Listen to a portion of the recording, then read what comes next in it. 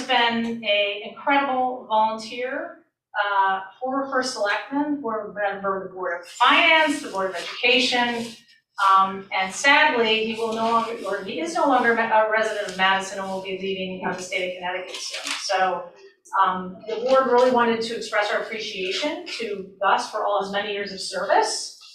So I thought what we could do real quickly is I'll read, we'll be technically voting on this during the consent agenda, but to present to you a proclamation, if I could read this real quickly. Yeah. Whereas Gus Horvath, volunteer service is an integral part of, volunteer service is an integral part of the operation spirit of the town of Madison. We honor those who generously give their time and talents to improve our community. And whereas Gus Horvath and his wife Lorraine moved to Madison in 1964, raising their family here and lovingly becoming an integral part of the Madison community for almost 60 years. And whereas Gus became an active volunteer in town government, serving on over 20 boards and commissions with the town of Madison for over 50 years, starting with the Beach and Recreation Commission in 1972, and including the Board of Assessment Appeals, Board of Education, Board of Finance, Town Employee Pension Committee, Academy School Site and Building Study Committee, several building committees, and many more. And whereas Gus was elected to serve as first selectman in the town of Madison in 1987 and proudly served until 1991, Gus continued to provide advice and counsel to many future first selectmen, including this one, and many boards on a range of important issues impacting the quality of life in Madison.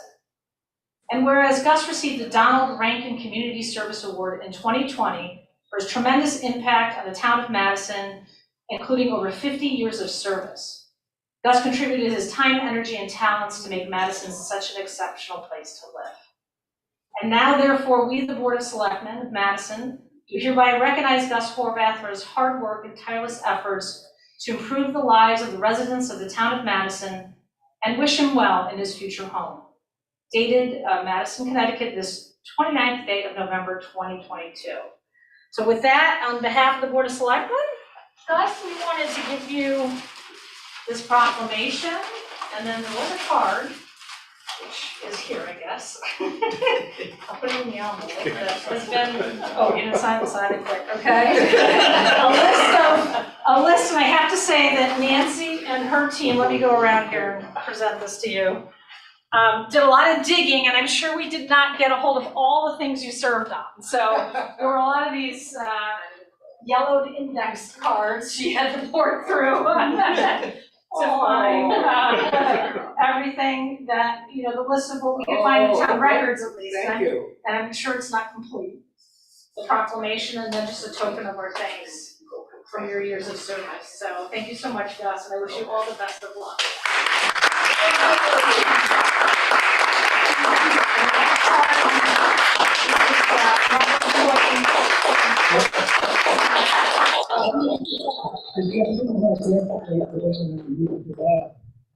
With 2.5 children. We had to leave Fairfield because we only had one of those starter tribe homes with 3 very small bedrooms. And with a 3rd child coming along, we figured we needed to do something better. We looked at the town of Fairfield. We couldn't find anything that we could afford, which at that time in 1964, early 64, was $25,000. So some of the fellows I worked with lived in Guilford, Madison. We looked up here, and we found a building lot in North Madison for $3,500. And we built a home on it. And that's where we were until we moved 12 years ago to Windermere as we downsized. So I just would like to thank the people of Madison, the town officials in the town of Madison, who had the courage to elect me or appoint me to various places. I think you know what I mean. I know. Oh, yeah. What I would like to do, I would like to reciprocate to you folks, to the town people in the town of Madison. I have a gift for you, and it's an appropriate one for the season. And I don't know whether you've ever seen this or not before.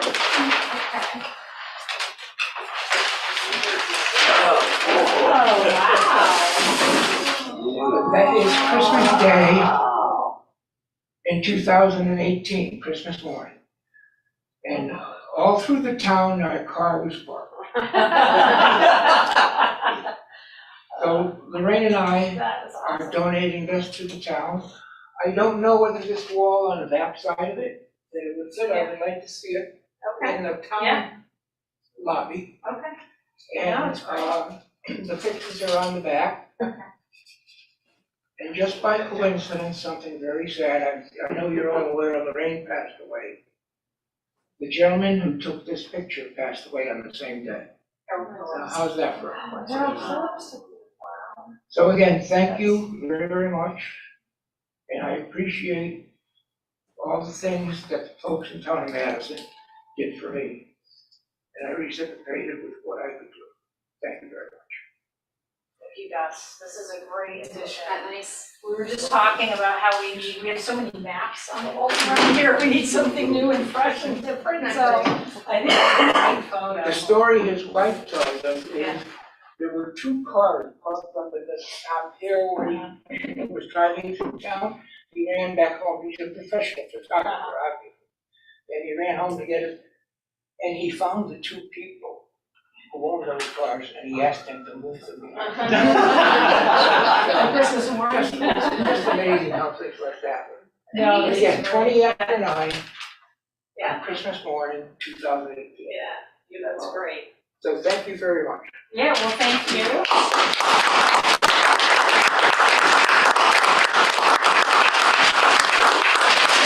I'm not gonna stay.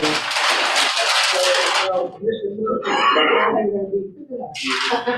I'm expecting letters still from you, by the way. It's best, I think. Bring my doors. You're the first. Thank you. That's a blessing. Thank you for all your And thank you for all the entertainment. Can I get a quick picture of you guys with my dad? Yeah. Thanks. Holly, this How do we do this? That's in the middle. Mr. Goldberg, if I'm not mistaken, I taught you 2 children. I'm reminded of And that. I don't even want to know how old they are. That was a long, I was like Younger 30 than you. years. All right, well, I'm glad you could join us tonight. Cynthia, not Lorraine. Before she left, they have, public hearing. Thank you, everybody. Thank you. All right, thank you. Thank you so much.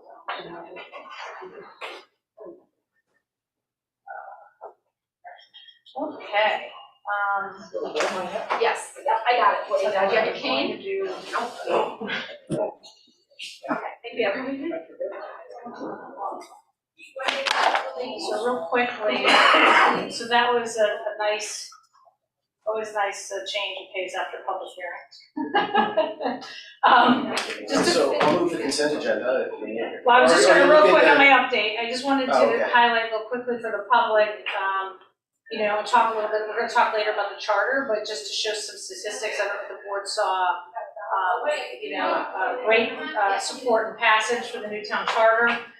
Interestingly, turnout during the November 8th election was actually lower than in 2018, which I was kind of surprised. I think everybody was expecting a higher turnout. So I thought that was interesting, but we also saw, you know, almost a significant increase in absentee ballots. So more people chose to vote absentee ballot versus at the polls.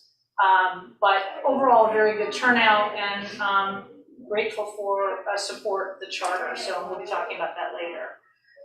And then I think the only other thing in my update was that we need to start doing interviews for affordable housing, which I think it was Scott and Bruce who are going to be the team on that, or do I have that wrong?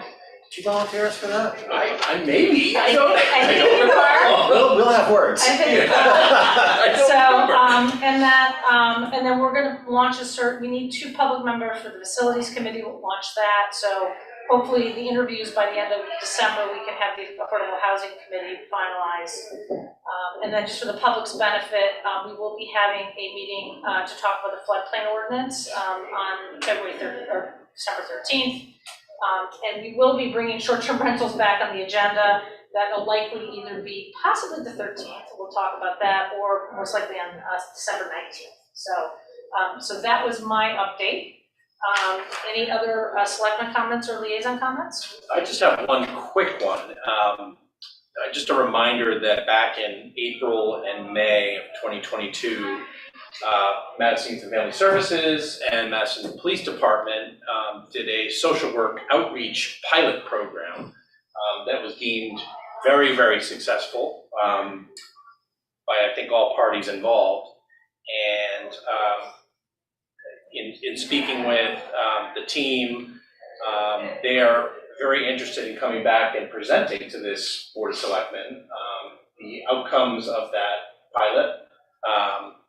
As you may or may not know, there was a part-time position kind of suggestion for a social worker, and this was led by Lieutenant Jeremy York and Scott Cochran. During this program, they saw about 50 people identified for social work outreach, and again, there was a real good positive outcome, I think, as a result of this program. So I guess I would just like to ask that we consider putting that on a future agenda for that combined group. I think it'll be discussed at length soon. So, Sounds good. any other updates or comments? Al? I have three things. The Academy Advisory Committee is actively encouraging the public to participate in their online survey regarding what the public would like to see in the Academy Community Center. There's an online survey, and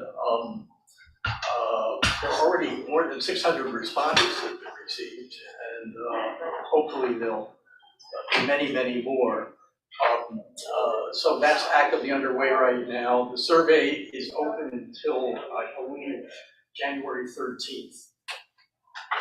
So we encourage the public to go online and share their thoughts about what they'd like to see.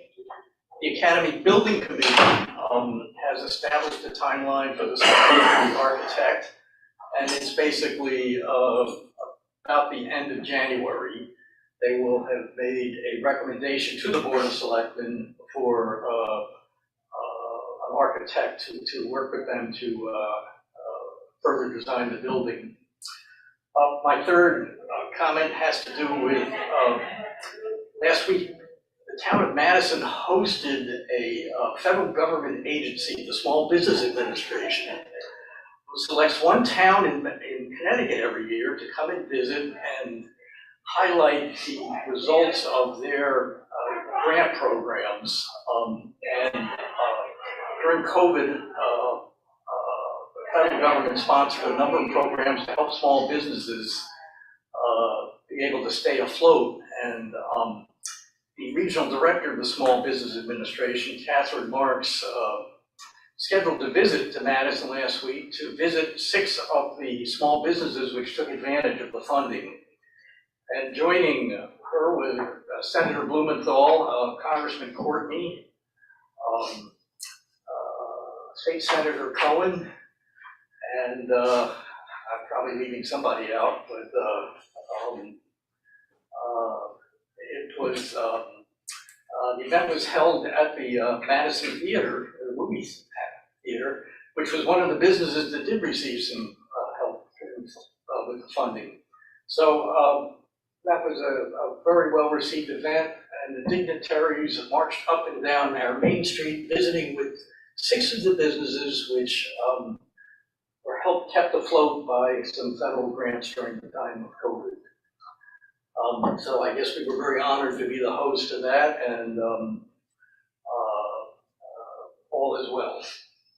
Great. Yeah, I was sorry to miss out of that because we were out of town with the family, but I heard it was went really well, and it's just nice to bring attention to our great downtown. So, any other comments or no? No? No. Okay. All right. Any citizens' comments? No. Not seeing hand raised. No hands are raised. Okay, great. With that, then, Bruce, you want to go ahead? I'll move the consent agenda. I'll second the second. Any discussion? All in favor, say aye. Aye. Great. Moving on to item number 6, discuss and take action to approve a recommendation from the ad hoc ARP funding committee to fund round 11. ARP funding in the amount of $18,405 pending Board of Finance approval. So moved. Second. Okay, Al, I don't know, any questions on this? I mean, we've been kind of approving these as the committee has made recommendations. I can respond to any questions. This was for a continuation of, I'll make sure I get this right. This was the Rockland Preserve Committee seeking further funding. The ART program has already provided some funding to help do some replanting up in the Rockland area around Cones Pond. And this particular grant is to deal with some of the invasive vegetation which is present in Cones Pond. And the ART committee has recommended approval of this. I think everybody, We need to import beaver too. yeah, right. So that you came up with pond again. Yeah. All right, all in favor, say aye. Aye. Okay. Item number 7 is discuss update from the ad hoc ARP funding committee and next steps. So this is related to, and maybe I'll let Al and Maureen who sit on the ARP committee, but the recommendation of, just basically winding down what has been a very successful, I think, almost 1-year process to distribute some of the ARP funds. And the committee felt that it had done its work and wanted to turn it back to the town, or to the Board of Selectmen, so. Do you want to say a few I think words? you covered it all. Yeah. We think we've accomplished the charge that was given to us, and there's a small amount of funds left over, but the committee really feels it's reached the fulfillment of its charge. A number of grants were awarded, and in line with the direction that the selectmen gave to this committee. And we feel like we've accomplished our task, and it's time to put us out of business, I guess. The small amount of money that's left over would be transferred back to the discretion of the selectmen. And I think this committee, unless you feel otherwise, should probably be ended. And Peggy, just that, I think that was, I don't believe we took a vote out, but I think that was the consensus of the committee. I just want to remark what a wonderful group to work with. We lucked out with a great chairman and with Bob Reinhardt. And it shows, that they say sometimes the committee, things take forever. And I think this committee really tried hard. We really set that day, really set up the structure of it. Took a lot of time on that and moved straight, right away to really look at projects that really will make a difference in our community and help some of our town and our quasi-town organizations. But want to commend again the committee. They did an outstanding job. I echo that. They were great. They were very process oriented and tried to be fair in terms of how they set up the process. And I think they did it, moved as expeditious as possible through the requests that they had. I think we did a broad outreach to the community on this, spanning at least 6 to 9 months of several dozens probably of outreach efforts to get groups to apply. I think that there are still lots of needs the town has, and being able to use the remaining funds to apply where this board and the Board of Finance feels are priorities now would be good, to tackle. As we know, there's always things popping up that end up over budget at times because costs have gone up, and so to be able to dip into the remaining funds to help us cross the bridge on a few projects might be quite helpful. So I would support, returning back to this board the remaining amount of funds. And I think there's a few applications that came in after this, so we would as a board then need to review those and compare those to some of the other needs that have, I know I've identified with finance staff of where the remaining $40-something thousand can be applied. Does that make sense? Maybe we come back with those applications and some other things in perhaps December or January, and then kind of disperse the rest? And I'll make Bruce to review all the applications. Well, And we May I found, just- yep, go. excuse me, Peggy, may I just add, I think one of the projects we're talking to, really, we did discuss it and I didn't see any support for it at this time. One more thing, I'd be remiss if I didn't mention, one of the reasons for the success of this committee was all the wonderful work by our staff. They really, got us all up to, what's the word? Up to where we should have been on the project, how to do it, the function, kept us on the straight and narrow, and I want to commend them all. They were great. Great, they always do a great job. I know Lauren's here in the audience, so it's kind of spun out of the long-term recovery committee, right? Think of all the work and the spreadsheets involved with all the town requests, so it's been a long road, and so it's kind of nice and I know that just being able to put something aside, say, we accomplished this and got it done is great, so, so I don't think there's any action that we have to take. I think just as the board is in agreement, then, do we have to? So there's just one thing on the committee itself. So ad hoc committees, based on the almost old charter, they run for 24 months unless they are reinvigorated by the board. This committee was charged in August of 2021. So technically it still does have some months left on that charge.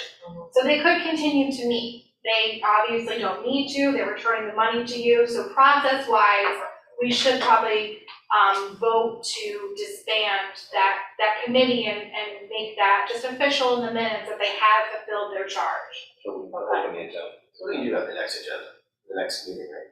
Yeah, you can do that. We can do it next, Do we have this a meeting one? on Tuesday, so, okay.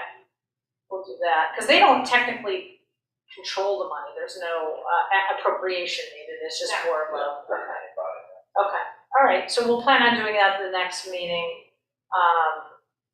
on the 6th, and then I think we should then target, I would like to maybe, because we're going through CIP and everything now too, January, maybe this board then taking action on the remaining requests as well as what other town things might be, or no, actually, wait, there's one thing I may be bringing to the board next week to use some of the funds for actually a project, so, but we'll plan on this being on the agenda for next week as well. Okay, which leads us to our next item, which is discuss implementation of the new town charter. I think our, Carrie, I believe is on. Carrie's here, and Yep, I just moved her over.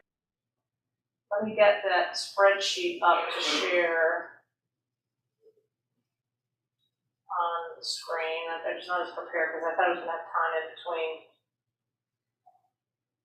the other meeting and here. Guess we got hung up in the trees. Right. It's locked. Okay, so basically we invited Carrie to join us today, our town council, and also Lauren, who had been a big important part of the charter revision process, to summarize what this all means now, because there's a lot of different things in the new charter that will change process and timing. And with that, I'm going to share this spreadsheet, just so we have it available to talk about all the different things. That didn't share, did it? All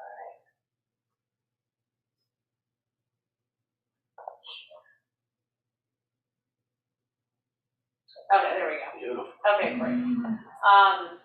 So, Carrie, I want to welcome you. Thank you for joining us, and Good evening, everyone. Nice to see you. so I think that, there's lots, as you can see from this, there's lots of different things that need to be thought through in terms of, the new town charter. And I thought, some of this is just, nuances and things that the staff need to be more aware of from a process standpoint. But I'm wondering, I think, and I apologize, I know we talked about this before Thanksgiving, and now I'm trying to remember, we had a couple of topics that we wanted to talk about today though with this, right? I think one of the biggest ones was the term start date for the Board of Selectmen. Yeah, that's right, okay. So, So a couple things, because we have to vote on our meeting schedule for next year.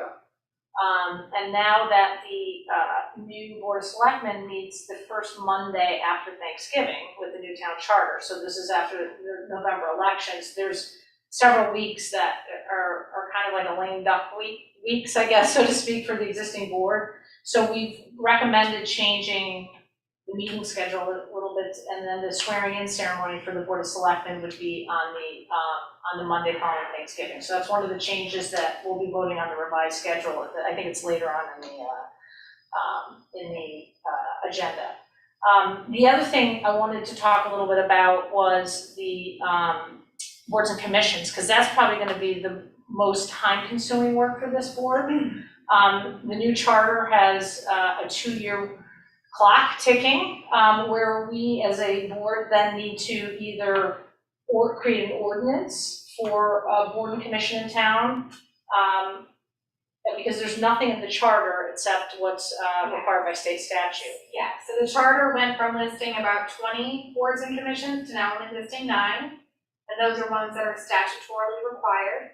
And the new charter tells you that you have 24 months to establish all boards and commissions in ordinance. Going forward, all boards and commissions will be established in ordinance, so that charge that you do at your meetings will go into an ordinance, as well as to a town meeting to establish the committee. So for any board or commission that currently exists that is not in ordinance, you have 24 months to either create an ordinance, put that charge into ordinance, or to disband the committee, or do nothing, and at the end of that 24 months, they do sunset. And so there are a list of about 12, I believe, that require some type of action between now and the expiration of that 24-month time period. 24 months ends when? It begins December 8th, that's the effective date of this charter, and it ends 24 months from December 8th, 2022.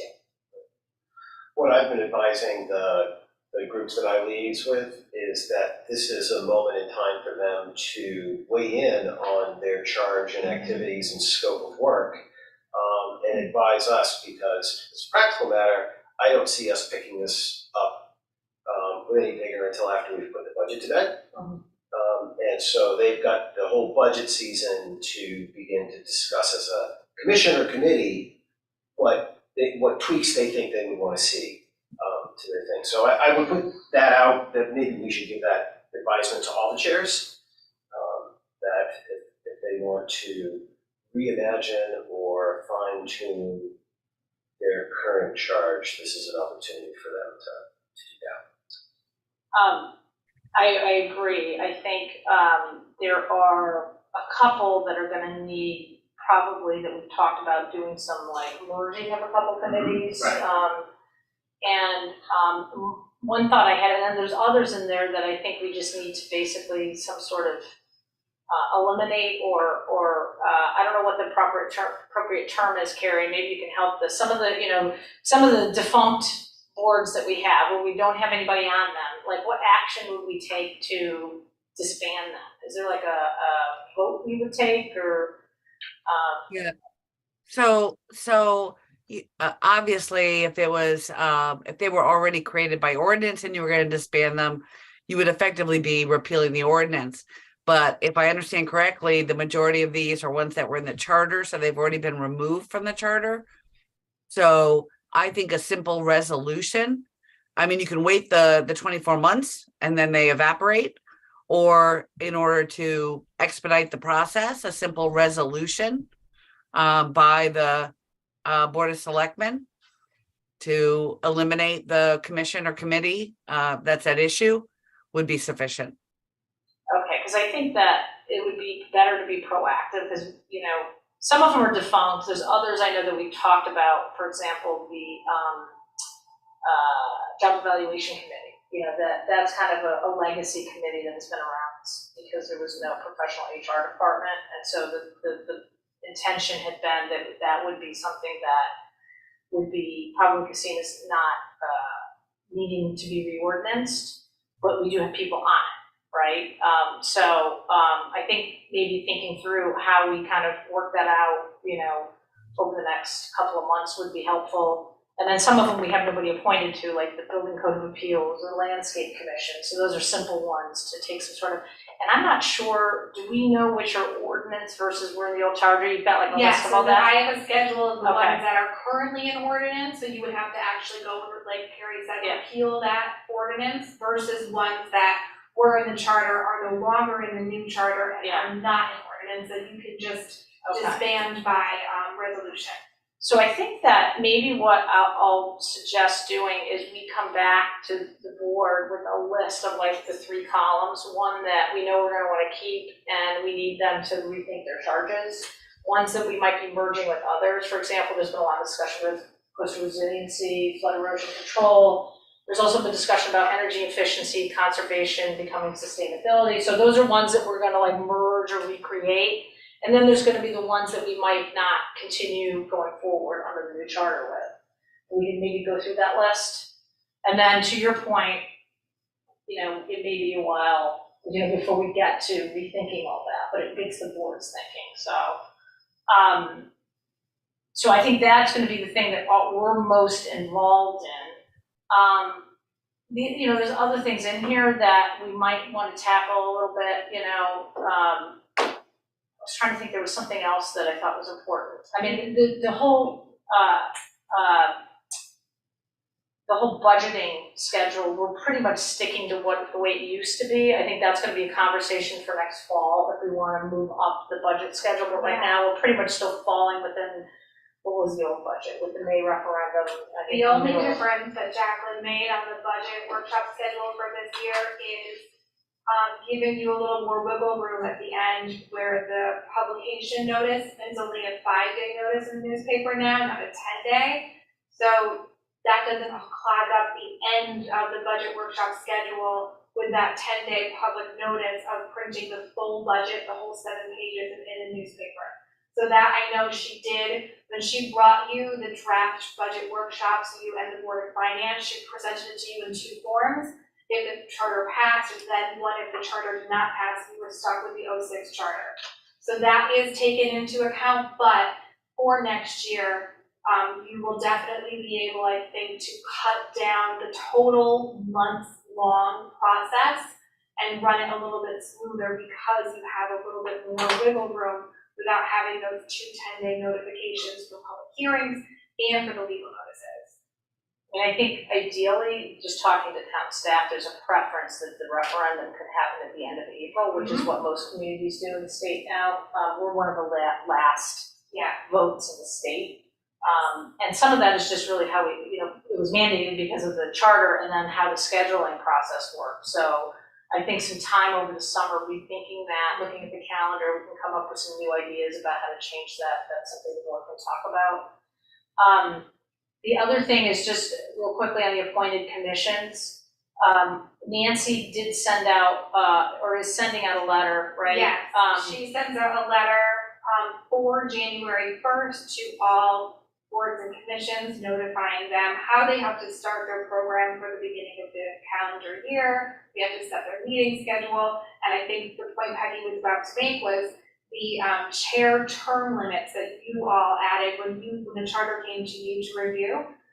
So that language will be in the letter that goes out this time of the year as well, just informing people that because the charter passed, there are term limits for chairs. No chair can be the chair for more than 4 consecutive terms. And then you also had added into the charter that boards and commissions at their first meeting of the year have to not only set their annual schedule, but they also have to elect their chair and their vice chair. Vice chair is key. Yeah. Yes. So this will be going forward. So if you've already served 4 years, you can continue to serve, but the clock starts in January, basically. So that gives a lot of time for succession planning, and they'll be re-electing, they'll be electing vice chairs, with the idea that, there'll be some succession planning for the boards. Laura, does that letter describe that Nancy's going to send only go to the chair?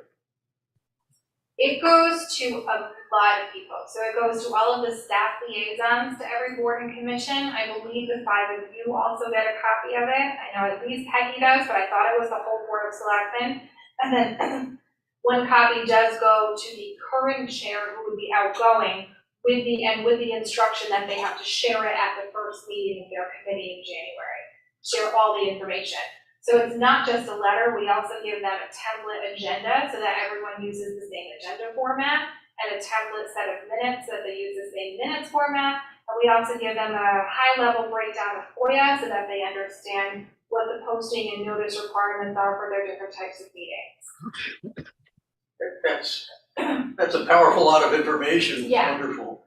I'm trying to nitpick, are committee members gonna show up at the first meeting in January and have to vote at that meeting on a new chair? Yeah. Will they be forewarned or prepared that they need to be ready to do that? That should be in the letter, right? It is, yeah. Yeah. I'm confused, because But it's only these are going to the people chair. that are probably already serving Yeah. and just Yeah, rolling staggered through around. an annual Yeah. change, so Yeah. it's not a newly seated committee that they're spontaneously electing a chair. It's a continuing committee moving through the new year. And there'll be some new appointments that come in, though. Almost none of our committees have all members reappointed or appointed to the same term. Almost every commission has a staggered term, set up. So that some committee members are in the middle of a term and others are new for that January 1, meeting. But this is what was done every January. It's been in the chart. This has not changed in the charter. The only thing that changed is that you all added that they also have to elect their vice chair. But in nominating and electing a chair at your first meeting in January or the first meeting with a quorum has been in this charter since, I want to say, 1973. It's just been practice. I don't think it's been actively enforced or pursued. I attended a lot of our committees over the years, and I don't think they're aware of that. And if we are now making this much more stringent, I guess I'm trying to avoid a situation where committee members show up to the first meeting and are suddenly presented with an agenda item that says you have to pick a new chair or at least vote to continue the current chair. I don't know, it just seems like there's an immediacy to it that people can't respond to. So maybe we could send out some level of Yeah. additional communication to all board members? I mean, we could do that to all boards and commission, and I could send out a letter just highlighting the new charter and some of the key changes, and, because the letter that Nancy does has a lot of stuff in it, and these are some of the things highlighted. Yeah. But I could also do just a letter, Just targeted to them. right, Yeah. because of the charter revision. That's not a bad idea, just to really kind of, The other thing that we used to do is every 2 years, we would hold a workshop, a FOIA workshop in November, Oh, right. the first week of December. Remember, we used to do it for the board separately, and then also for all boards and commissions members in the Hammond-Asset room. And so the town attorney at the time would come and they would give this workshop 3 or 4 nights in a row to different groups of people. And so everyone in the middle of November, beginning of December, on every board and commission would have been notified then for your guidelines and what their committee was expected to do as far as voting for chairs and setting their calendar in January. I mean, is that something, Carrie, that you've done with other clients? So can we maybe try to do something like that in January? And it could be Zoom, Yeah. I think you get a lot more attendance. If you do a Zoom Yeah.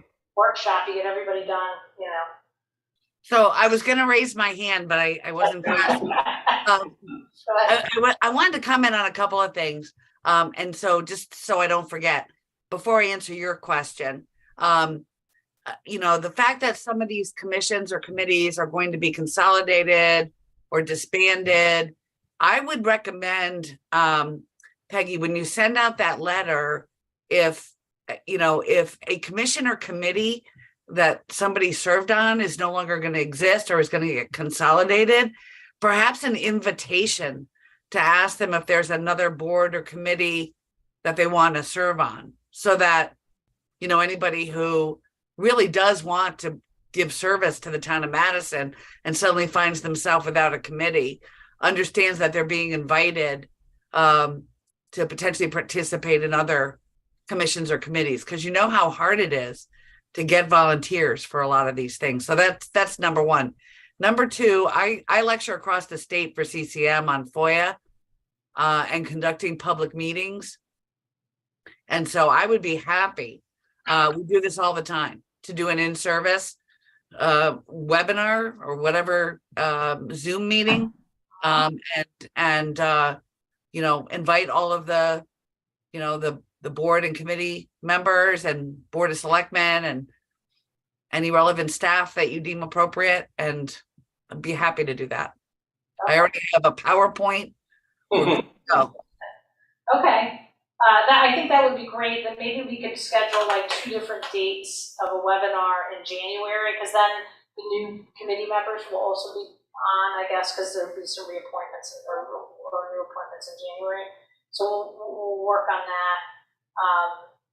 And I'm trying to think, Carrie, from your perspective, is there anything else, red flags, that you would tell us about with the new charter to make sure that we're on top of right away? I was just kind of going through, we had the special appropriation, you know, items are different and things like that, but anything that we need to be, you know, jumping on right now? Not in my opinion. I mean, again, you know, everything that was changed in the charter was given a great deal of thought, as you know.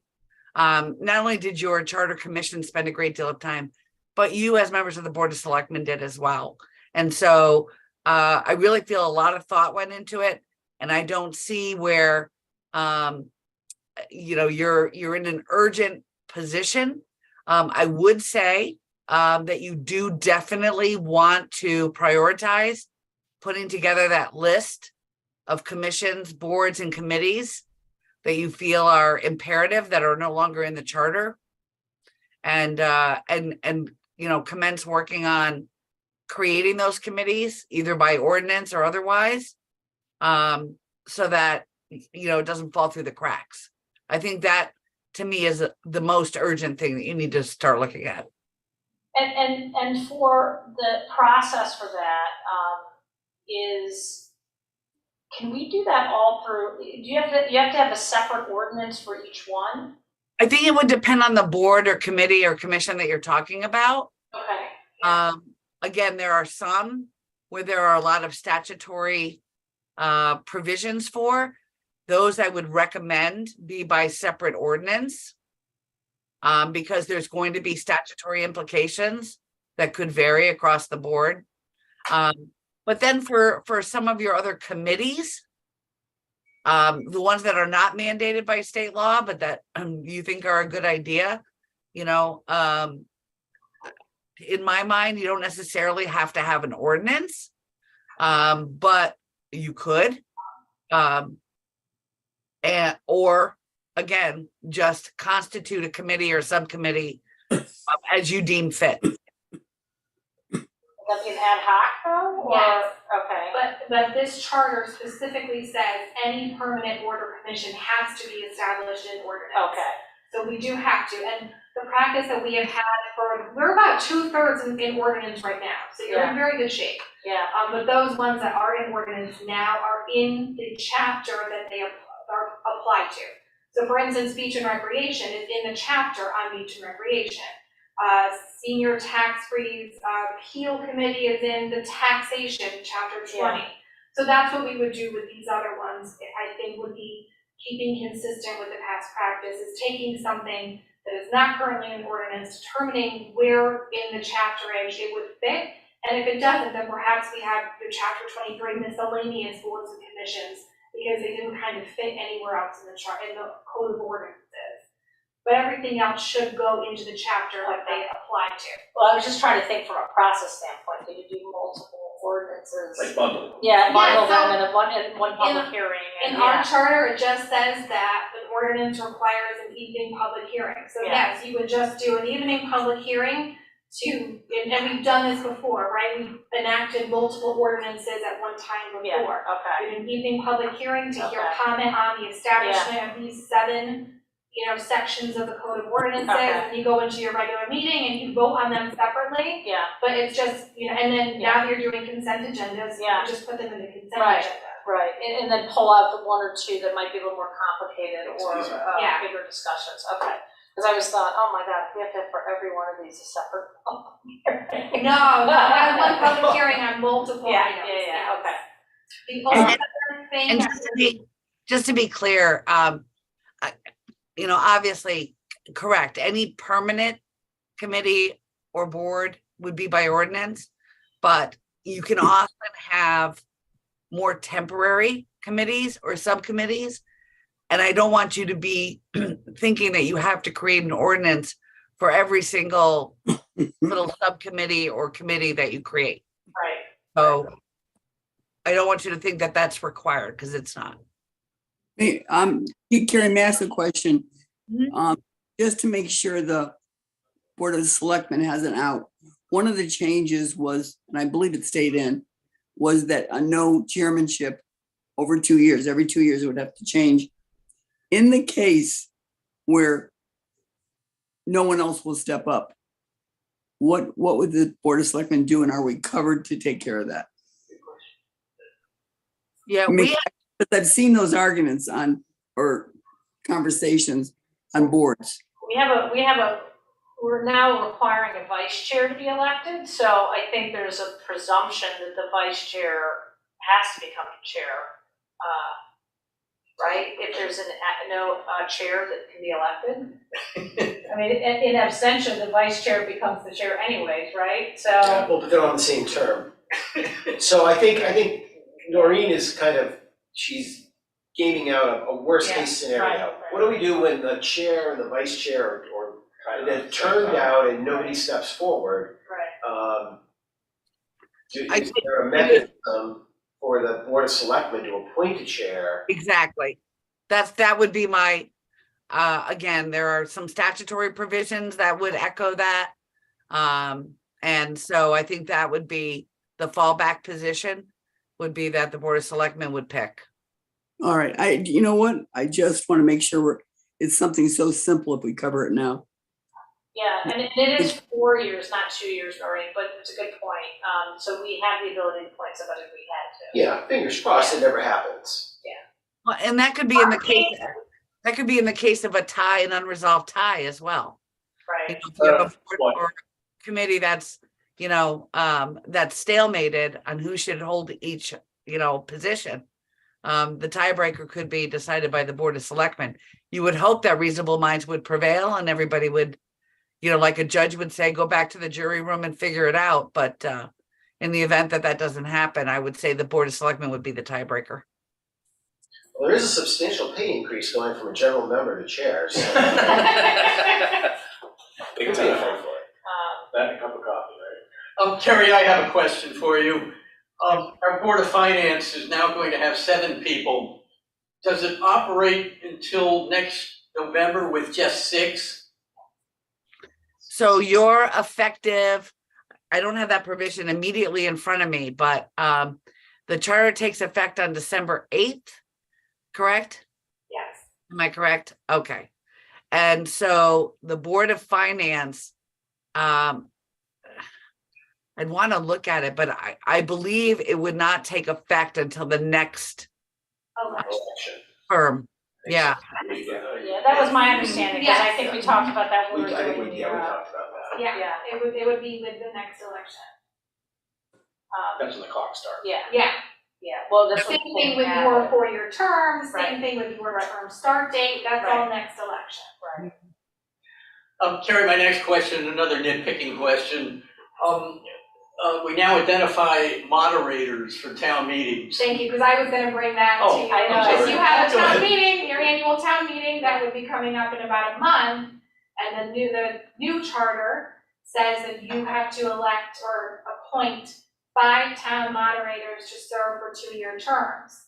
And that is different from what is current. Currently, the town moderator is appointed by the membership of the town meeting at the town meeting, which means that 3 or 4 days before the town meeting, me or Nancy or Jacqueline would start calling a list of people that we knew were capable of doing it and seeing who was available, and then hoping that that person would get nominated and appointed at the town meeting. That's no longer, the new charter says you have to appoint 5 town moderators, and then at the town meeting, the first selectman is authorized to appoint who would be the moderator at that meeting.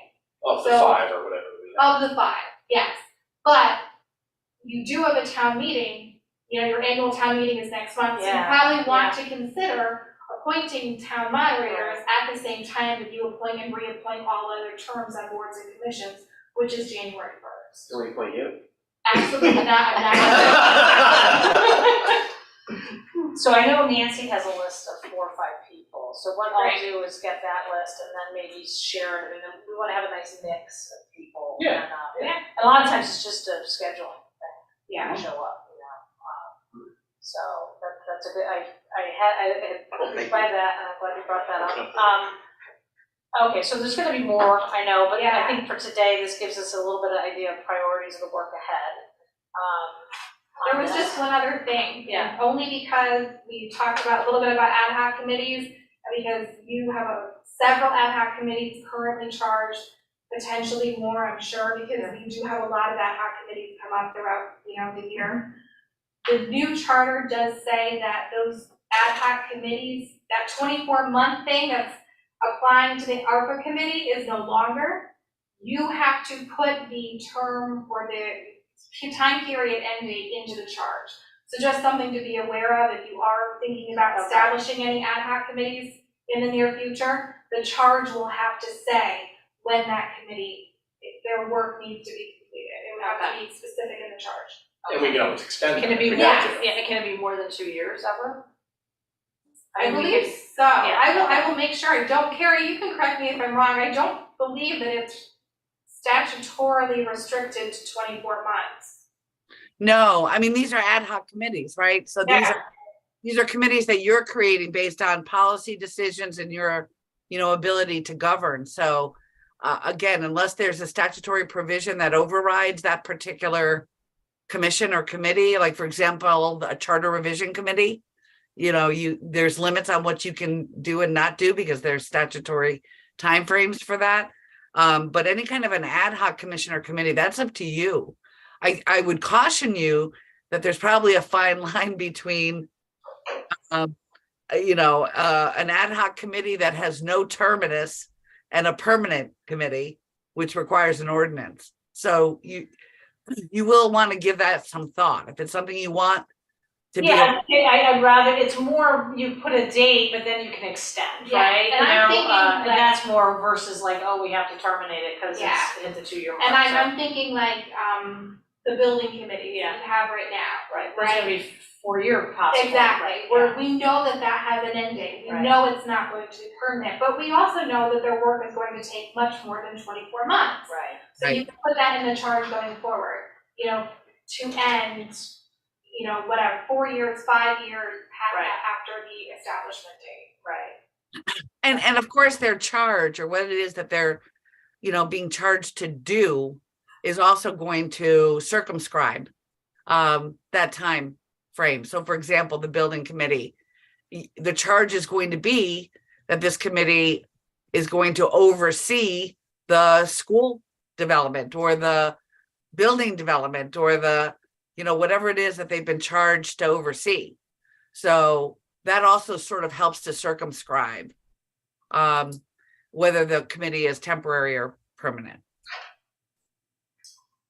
Okay, well, I think obviously a lot more work ahead of us, but I think it's good to get our priorities going on this, and I appreciate all the hard work, and we're just excited that we get to move forward on it, right? Yeah, So, yeah.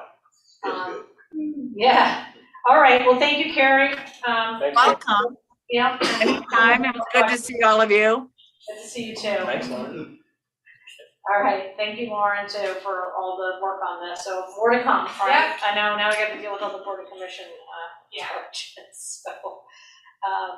All right, great. So moving on to item number 9 is discuss process to opt out of the accessory dwelling unit provisions of Public Act number 21-29.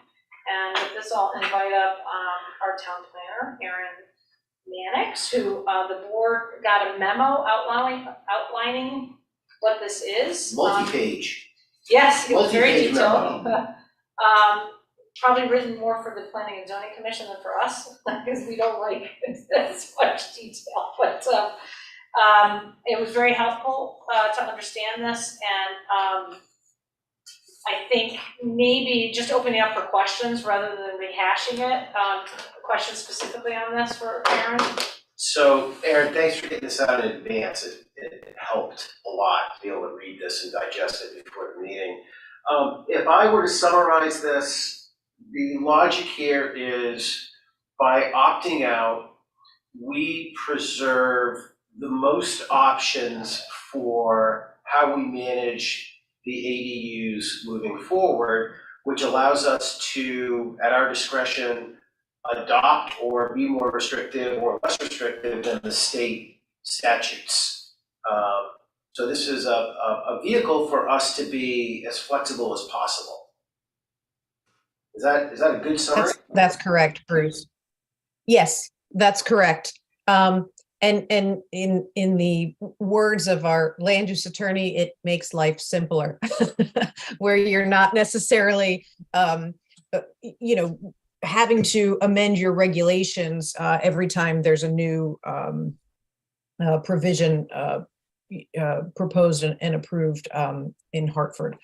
And perhaps in the future, this whole opting out process is somewhat of an anomaly. This has not happened before with respect to zoning regulations. I think this was a concession that was made. Can you hear me? Yeah, no, I'm just asking him to make the view on the screen so it's, or all 4 of us, so we can see everybody. We were looking at ourselves, it was kind of weird. I know. I keep really Combed my hair. Someone else can see the You look great. So, I keep talking at my screen and yet, anyway, so go ahead. So it's a little odd. The state has said, here's the law that you must follow unless you decide not to follow it.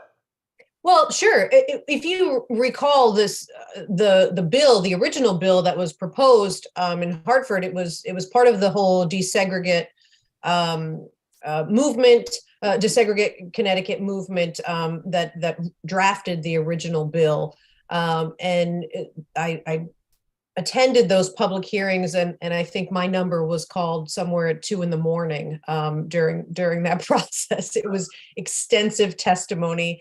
And it was heated. It was a significant zoning reform bill, essentially. And I really do think that what came out of that session in July of 21 was a watered down version of what was initially proposed. And this was a way to make some progress. Madison, and I think, and I do have a slide, so I'm happy to, I know I kind of gave you all of the wording, and if we want to kind of get into that at our next meeting, that's fine. But Madison has had accessory apartment regulations since 1989. And actually, they have never been amended. And so we were pretty ahead of our time allowing detached and attached accessory structures. While we don't meet the provisions of Public Act 2129, we do have a lot of flexibility in the regulations. I'm not saying that our regulations shouldn't be reviewed. I'm a big advocate of, or a big proponent of a comprehensive review of our regulations. And if we have a document that's existed since 1989 that's hasn't been refreshed and looked at in light of our current times, it's time that we do that. A lot of the provisions are reasonable, I think, in the Public Act. Some that concern me are regarding the location of accessory structures. It's not necessarily just our section regarding accessory apartments, but it's detached accessory structures and where those structures are able to be located on property. And so just a wholesale adoption of the Public Act would change that, would affect not only the size and location of the accessory apartment, but also of accessory structures. And I think that needs a little deeper review. So I do think the town has the option of adopting all of the provisions in the Public Act. And there's no harm in doing that. No harm in opting out, I should say, and adopting some of these provisions or all of the provisions, should that be the general consensus of the commission, and feedback from the municipality. Ultimately, this decision falls with the board, with you. This opting out process requires a 2/3 vote by the Board of Selectmen to ratify this recommendation, essentially by the Planning and Zoning Commission. And that's where we are now. The Planning and Zoning Commission has followed the necessary steps as they're prescribed in the Public Act, of how to initiate this opt-out process. But now the ball is in the board's court to determine if you are in favor of affirmatively opting out as well. So my only hesitation and why I didn't recommend action this evening is because I think it's more appropriate to wait until the action notice of the Planning and Zoning Commission is published, and that is planned to run this Thursday in the source. And so my recommendation would be, tonight, a discussion, general questions if you have them, and then table any action to your next meeting. We do have to take action before January 1st, 2023. There is not a statutory requirement for you to hold a public hearing. The public hearing requirement fell with the Planning and Zoning Commission, and that did occur on November 17th. And we did not have any public comments during that hearing. So if you have. Erin, I read the last memo. I appreciate your putting it together. I would like to ask you for a philosophical response, not a technical response. Is there any reason we should not opt out philosophically? No, I think one thing that I think is odd, we're a home rule state, and so we basically have 169 different ways of doing the same thing. And so that's something that I think has been important over the years. I think that and I can see where there are arguments where this has gone wrong. There are municipalities, for example, who have not adopted affordable housing plans, even though it's required by statute. There are municipalities who will opt out of this regulation and not allow accessory apartments at all. I do think we have some responsibility in our community to provide housing diversity. I think we do that. Is our current regulation sufficient? I think that's to be determined. And the process of opting out allows us to go through that carefully, and to take the time to do that. As I said, we're in the process of updating our plan of conservation and development. We just completed our affordable housing plan.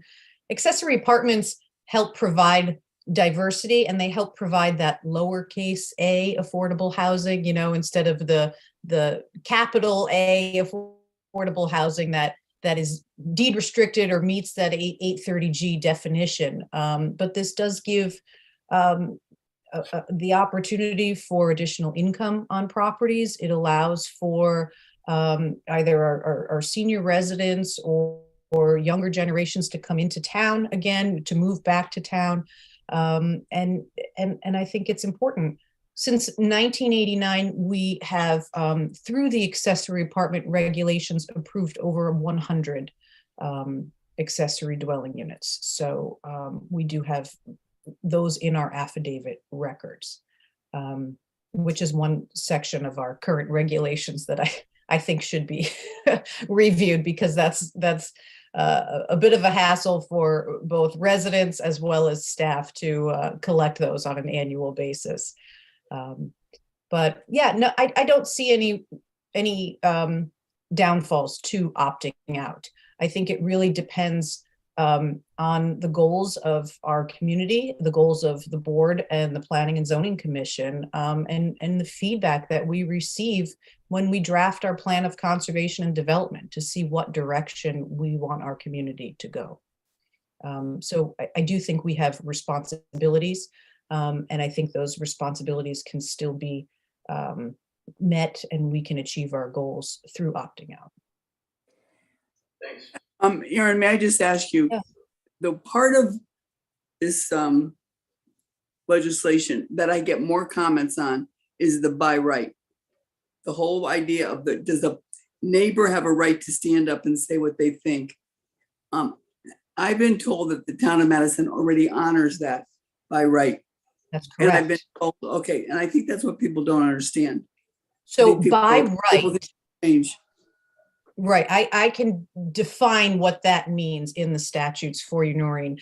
By right is either, it's essentially an administrative approval, either on a staff level or on the commission level.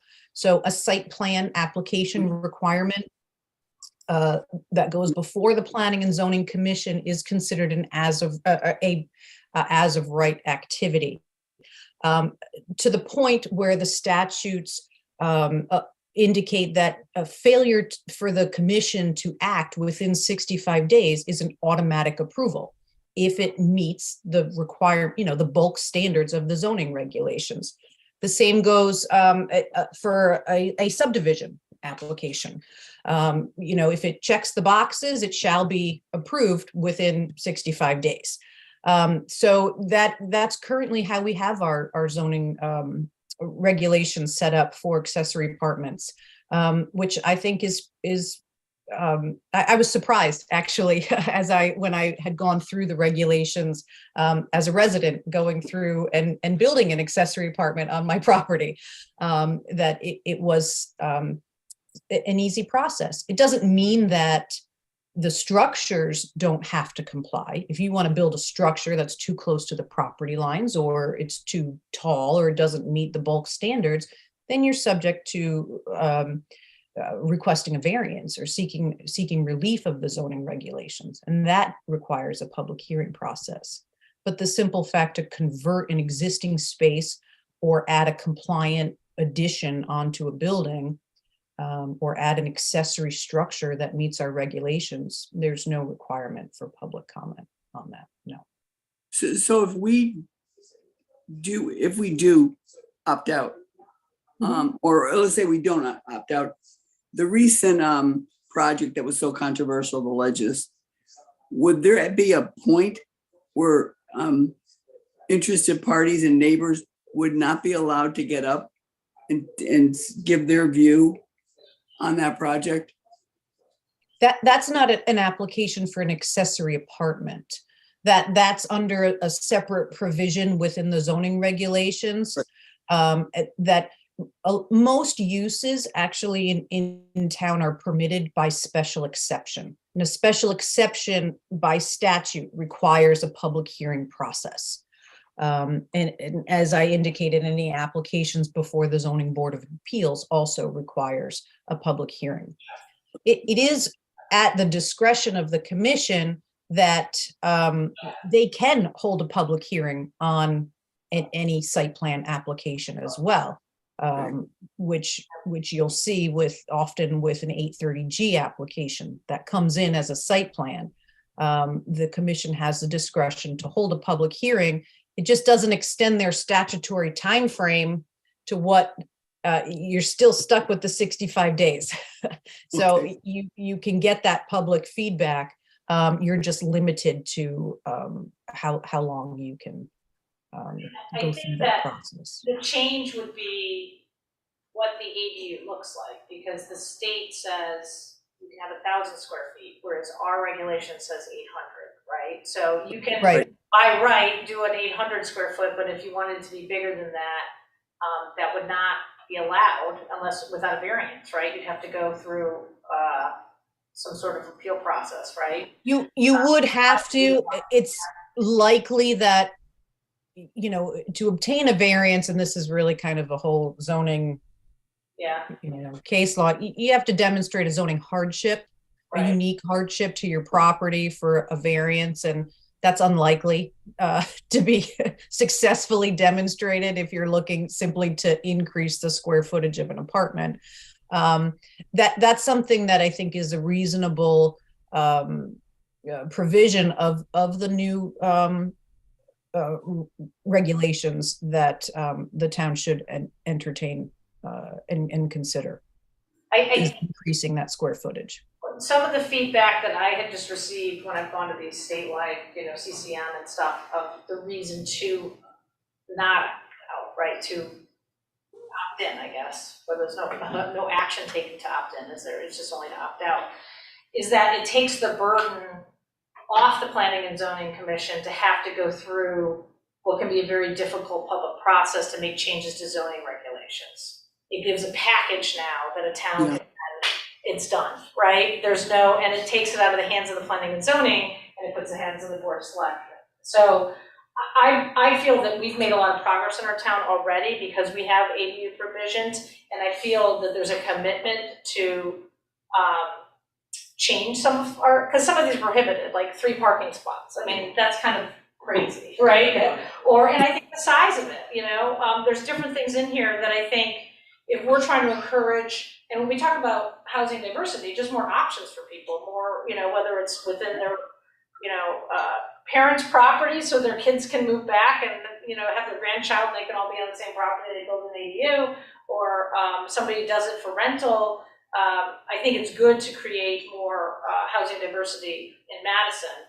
And so I think there's a lot of these regulations that need to be looked at and rethought. And I feel like we have a thoughtful group that will do that, and a commitment as they go through the POCD process and the zoning regulation review process that will update these. I can understand some towns, though, maybe that there wouldn't be that cooperative nature to address these issues, where this creates an opportunity to just get it done in one package, right? And it's just done. So that might be why some communities might choose to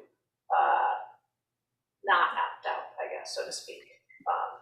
Yep, I can speak to that a little bit just in our region, within our Council of Governments of our, we did have a survey go around through the municipalities, just trying to get a sense of what direction, you know, where everybody was going. Most of the municipalities in our COG have opted out.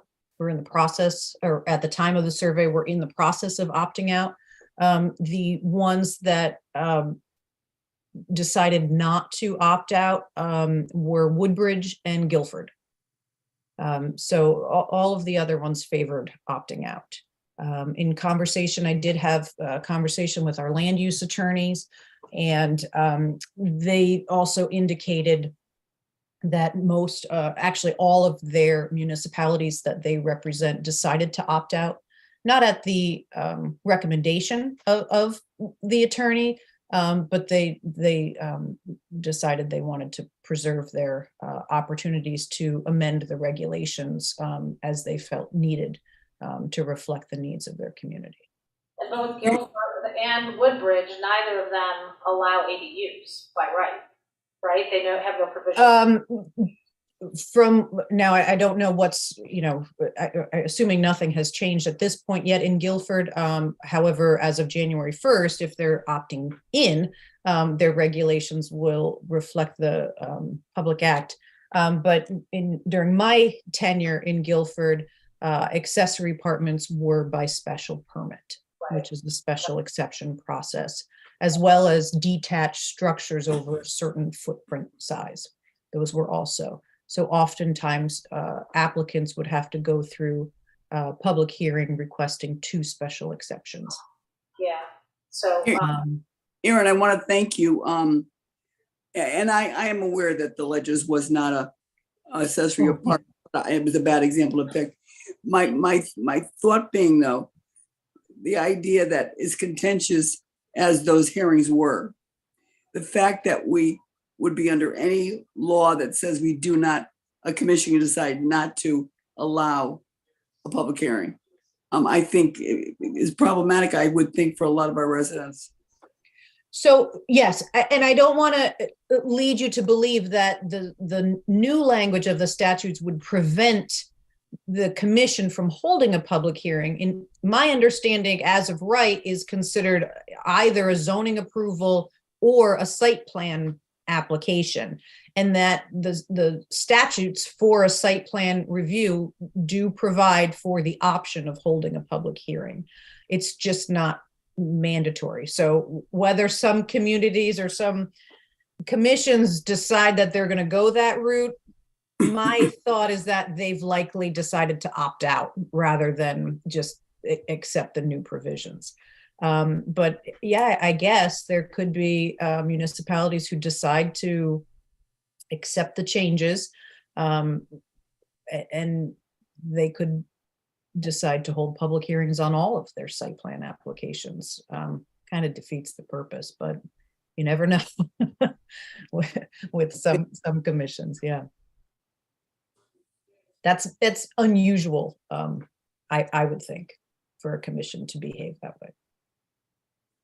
so I think that, then the plan here would be, we would be taking action at our next meeting, right? Which is, wait, when is the public notice again, you said, It's on Thursday. So the effective date of the commission's resolution is this Friday, the 2nd. Okay.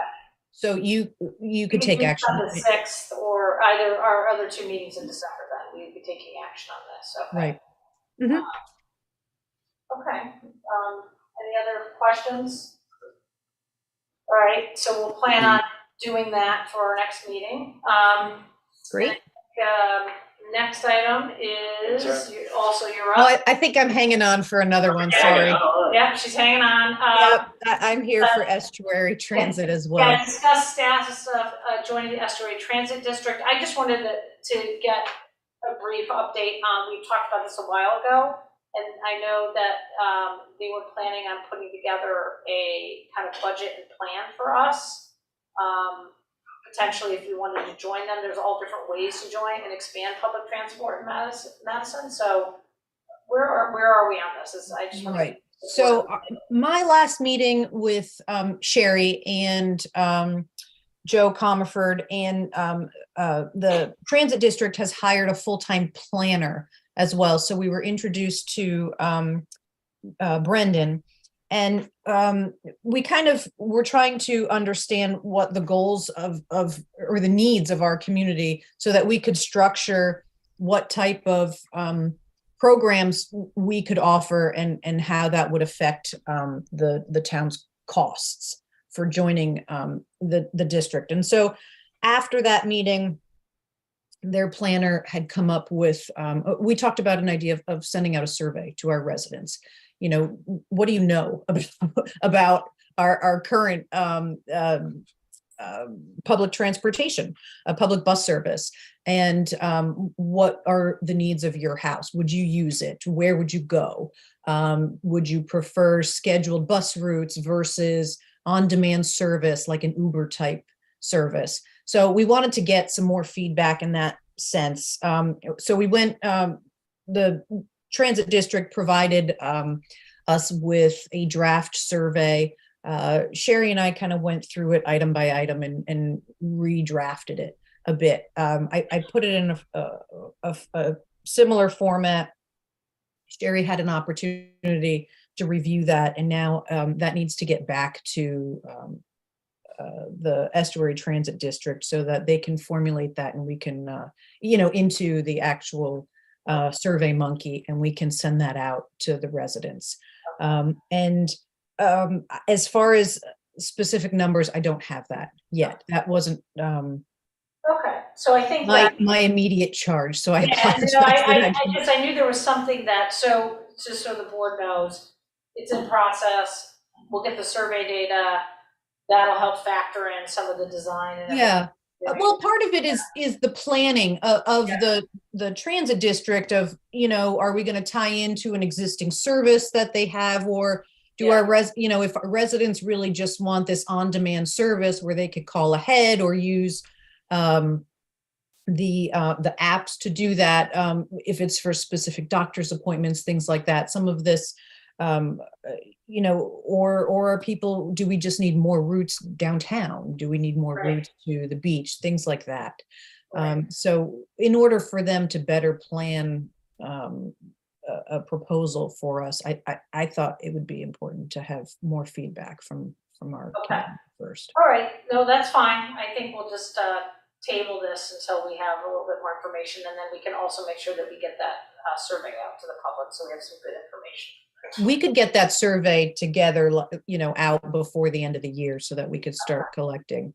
Okay. I think that would be helpful. Okay. Final one, I think, is we just put on here the ad hoc. I know there've been some conversations about this, so I just, Bruce and Aaron, where we are, because did P&Z, did they postpone or extend the moratorium or? Yes, so yes, and Bruce and I have not had an opportunity to connect on this before, and I forgot it was on the agenda tonight, so I apologize. But hey, I'm here. A little bit, right? So we've had an extended hiatus, but I think with the idea that we were never going to get a question on the general election ballot, it was already 3 pages long. And the discussion all along has been to bring it to a public vote. And so the budget referendum is the most likely one, so we'll be looking to get back together. I think by way of update of all of the charges in the commission, the one that was really, for practical purposes, actionable by the commission is recommending back to this board the whether to go through zoning regulations or ordinances. And my thinking all along has been there are going to be ordinances associated with cannabis.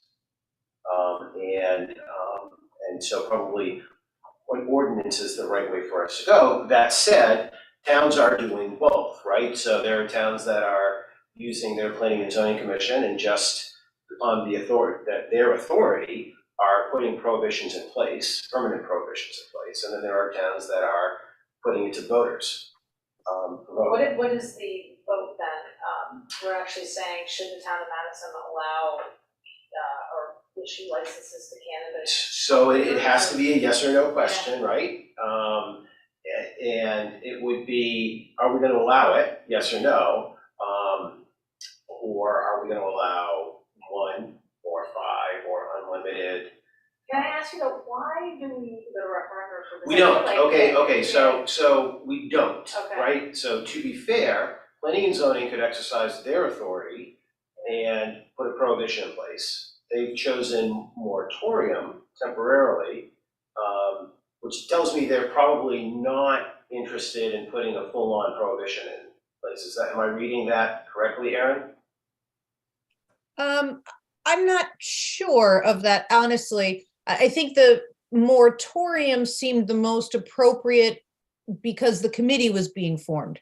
Right. So that was the easiest, and because the medicinal marijuana was done through the zoning regulations, we went in that direction for a temporary, because we knew there was going to be more discussion, in general, both on the level of the board and. So we don't have to go to a townwide vote. Ordinance is a town meeting, which a townwide vote is just simply a town meeting that's been adjourned to a full-on vote. So we could do the ordinance, we could draft an ordinance and put it forward to a town meeting. Well,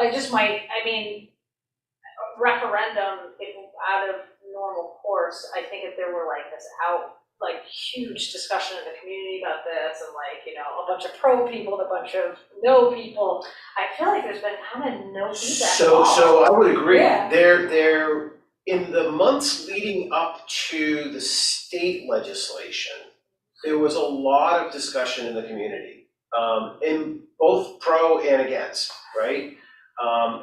In the months since, it really hasn't been much, and And is it one? That we're only allowed to do one? That was the original, No, right? so now it's on, Changed? so they lifted all the limits. So when they Okay. passed it originally, it was a per capita unit of measure, so it Yeah. was one establishment for every 25,000 people. So for Madison, it meant one. They've since lifted that, and we could have one in every household if we wanted. Okay, so that, I can see that's where I can understand people would be more concerned. I think when we originally talked about it, it was like, okay, it's one, and if you did allow one, zoning would then impact where that could be, right? Because it would zoning would say, it would follow the rules of the because we have rules on medical dispensary. Right, so there are so- like distances from schools Right, and distances from, Right, you but know, that this would and be under that. zoning, or would that be, I think that would be all part of the ordinance. it would be part of the ordinance? Right. Well, so there needs to be a mechanism, if it's approved, there needs to be a permitting mechanism. So because of the permitting process, which is basically the assumption that there's special exception uses, that aspect in most municipalities that I have seen falls under in the zoning regulations, where there are zoning regulations structured. Now, as Bruce indicated, there was that twist after some municipalities decided to allow for retail, adult use retail, or some of the other cultivator options. But the retail stores specifically, they said, okay, well, we'll only have one, and then the rug was pulled out from under them when they adopted regulations allowing them. So then they had to go back and try and draft other language. And municipalities are getting creative as they draft these regulations. And if that's a direction where, this is, and I think that was part of the role of the committee, it's not just the Planning and Zoning Commission, but there's an economic development component. There's, other issues to consider. And I think that's where the committee wanted to bring recommendations as a whole to the board. The board can then decide, some things should be under an ordinance. We have to address the smoking or the edibles and things like that, town policies and other things. But I guess I'm not 100% tracking. So are we at the point, Bruce, I sort of heard you say, we're thinking about, the May budget referendum, but are we at the point now where the committee is making recommendations? No, we're not. Back to us yet? No, so what I was working up to is there was a youth and family services component, there was an internal Madison as an employer component to it, there was a police services component to it. The reality is, youth and family services already has a mature position and outreach program around marijuana and drugs in general, right? So this really was a non-event for them. Their message hasn't changed. The police, they're going to enforce the laws as prescribed, right? This board is not going to recommend to the police how they're going to do their jobs, right? And Madison as employer, well, that's an internal management function, right? HR will be adopting policies around Madison employees, and again, that's really not the role of this board. So when you looked at the chart, it really distilled down to what is the venue that we're going to, or the process we're going to avail ourselves of for either allowing or prohibiting, depending on how everything is phrased. Is it through a planning and zoning regulation, which they have the authority to do today? They can pick that conversation up in their next meeting and make a decision on it without our input, I believe. Or we could choose to go down the path of an ordinance. So with medical marijuana, was discussed. Did the board of selectmen take action on that? That was all through planning and zoning. It was all planning and zoning. And we To don't- allow a medical marijuana facility.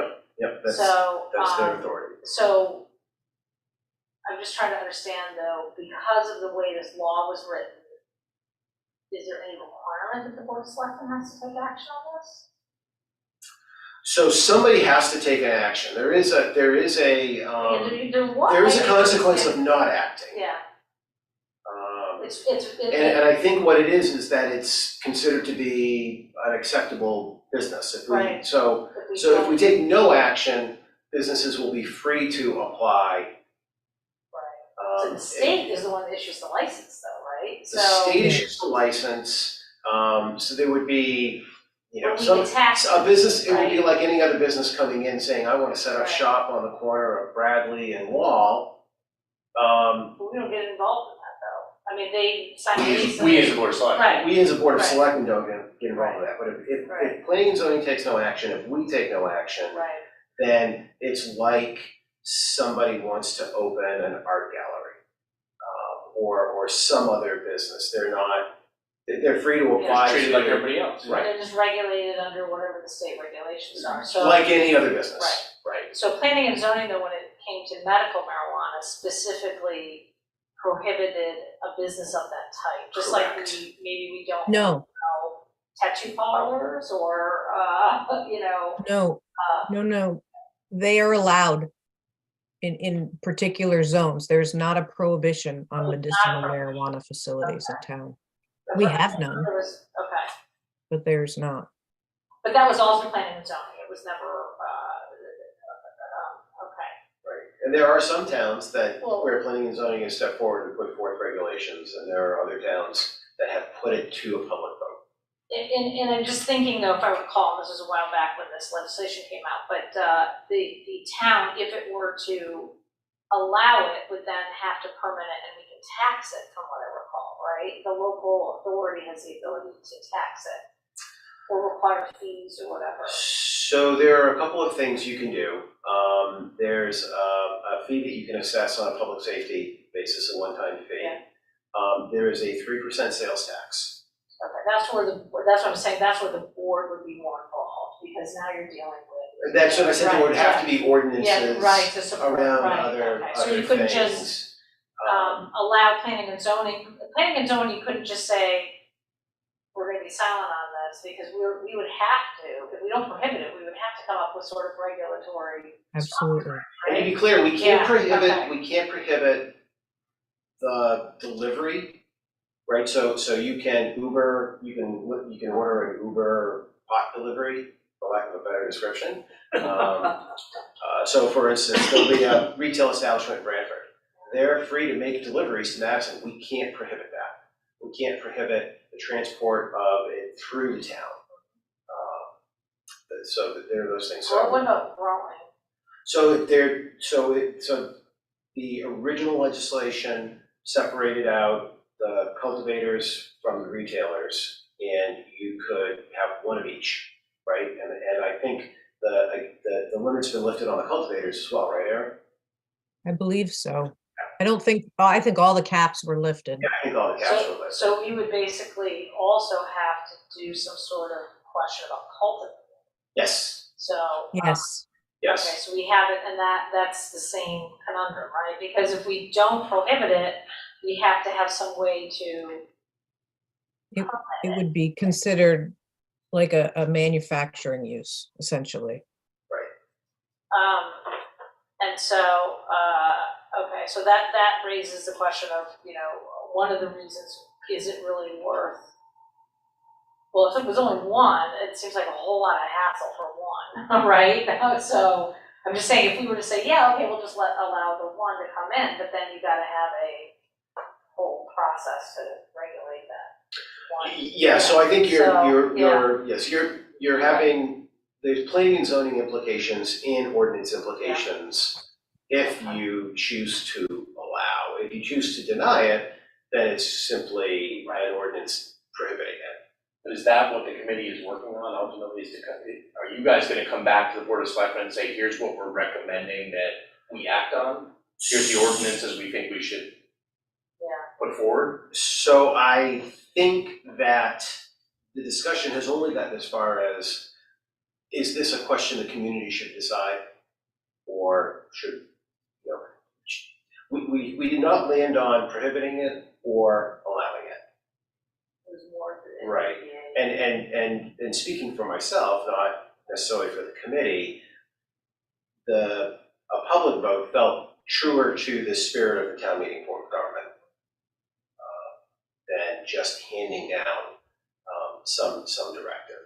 So this is work that we'll be picking up. If you think you're not inclined to send this to a vote in the May referendum, then I can adjust the timeline accordingly and speed it up dramatically.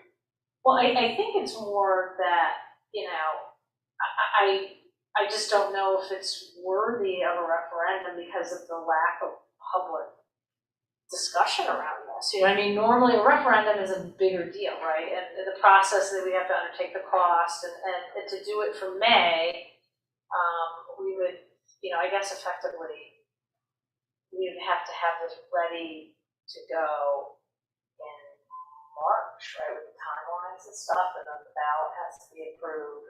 I don't think that the state approves the budget ballot. No, but I'm saying that we would have to. We have to get it done well ahead of the printing. It's like 6 weeks, yeah, but there's also, then we have absentee ballots, I mean, there's a whole Posting in the process. paper. Yeah, I mean, there's all these, we have to have it do a timeline, but I'm just saying, we wanna have this wrapped up in a bow by March in order to go on early May on the ballot, so, you know, and then the question is do we wanna do this? Like, okay, I know, like, for example, Island Avenue, we could have done town meeting according to town charter, but that was a huge public discussion about what to do with that, right? Whereas this, I just don't know if we had that, so we would still go to town meeting. Well, in And order that's to all, I just gauge, raised the question, in yeah. order to gauge the level of public interest in this, a public meeting or a public hearing would be Yeah, to see who shows up and what they have to say. yeah, If there's minimal public interest, then it might not. I mean, cause you had public hearing already, right? We had a public hearing Yeah. with almost no participation. Yeah, It's It's you telling know, in itself. it doesn't mean that people didn't watch it after the fact, but there weren't a lot of people that weren't on staff or on the committee in the meeting. well, but I think if you actually had something that people would know Could what. react to. React to, like, if it is, you know, this committee is recommending that the town prohibit, and then we'll hold a public hearing and you get tons of people, and then you're like, okay, maybe the board might say, you know what, we don't wanna be the final decider on this, because, I mean, because as we know, town meeting is typically, you know, not an accurate reflection of the overall electorate, then we decide to take it to referendum. You know, maybe if your committee meets, comes up with some recommendations, the board holds a hearing, and then we can decide then. Because either way, it has to go through a process, But right? I think you're right. I think that we're gonna have to provoke a response by landing. Yeah, Put a stake in the ground. Put a stake in the ground and hit one and see what the turnout is. Probably we would provoke the greatest response by doing it in the affirmative. Saying it loud. Because in the balance, I've heard more people, more residents say to me, we shouldn't have this is bad, than I've had say, this is good. So if we wanted to get those people out, you know, we obviously would present it in a way that makes them unhappy. Yeah, but I guess, I don't know, I think we want to propose what we think is the right answer. Right. Not how we're gonna provoke it, I don't know. I think that should be the recommendation. I think as we have to, the committee should be weighing what are the benefits versus the pitfalls, right? And the benefits are probably pretty limited, you know, and whereas the risks seem much higher, right? So I will, Yeah. so again, I'm Yeah. gonna speak for myself and not Yeah. the committee. I think the things that worry me is this promise of 3% sales tax. The sales numbers have to be extraordinarily large almost unbelievably large, for it to be any meaningful revenue to the town. I worry about facilities that are storing large quantities, high dollar value materials. I think that it invites the opportunity for crime. I think it puts a new burden on our police force that maybe we're not prepared for and would have to increase. The growing is a similar thing, right? It would probably be indoors. I don't know exactly where that would be, and the security issues around that put a stress on our policing services that again, we're just not prepared for. So I think that the practical matters of it, I don't see a lot of benefit to it, but that's the world according to me. You know, I mean, and I Well, can sit next to a person who can say, yeah, but. But I mean, I think your committee should be having the chief come and talk about it and where he thinks those risks and, you know what I mean? Like, that's part of the Well, and we have process. Ken Carnes on, and he's been Yeah. participating in. Yeah. So that's where that would help formulate a recommendation to us, I think, from the committee. I think the committee should recommend a path, just like with charter revision, you know, they came up with a draft, you know, here's where we think, you know, and then I think we as a board, knowing where they're landing, could have a public hearing and then decide path. Do we really need to take this referendum? Which I think if there's a lot of public interest in, I'm not saying we shouldn't, but it is a huge amount of effort for something that might be not very controversial.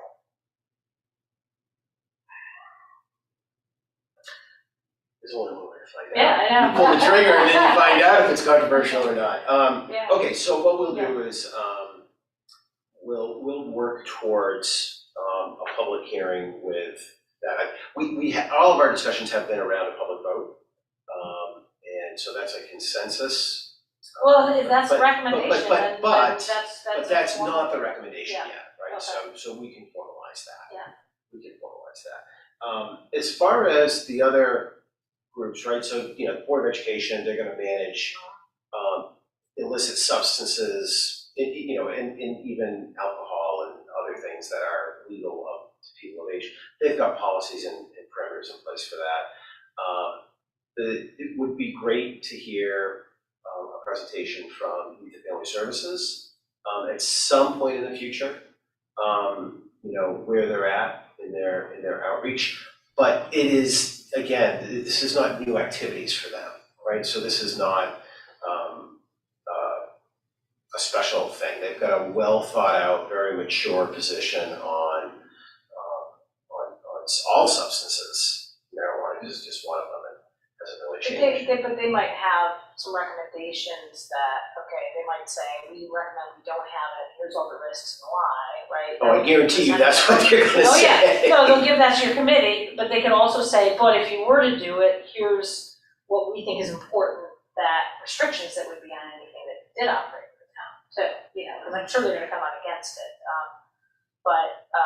And you know, for I their think having- constituency, I think that's the right position, right? I mean, I think that Yeah.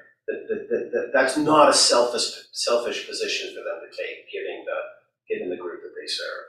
We should mention hiatus, when was the last time they really actually met? Oh, it's been months. So I guess then, yeah, and I think just knowing that, you know, get the committee convened, come up with some proposals to us, we can meet about it, and look, if we had to, we could throw something together in March, you know, that would, I guess we would have to vote on it 6 weeks, and we're gonna talk, you know, get a time to talk to Nancy about it, like, so we have a hard date, you know, to get it on I can't even remember when the referendum is now, is it May 12th or 15th or something? You know, she'll back into that. Well, what's your budget Yeah. deadline? What's the deadline for the budget? Well, but there's, you know, this is with the new charter, it's a different timeline, because we have shorter public notice and stuff, so. But they're the same, they effectively are the same Yeah. deadlines. Yeah, I guess that's right, that's what the vote is, right? Right. So it's end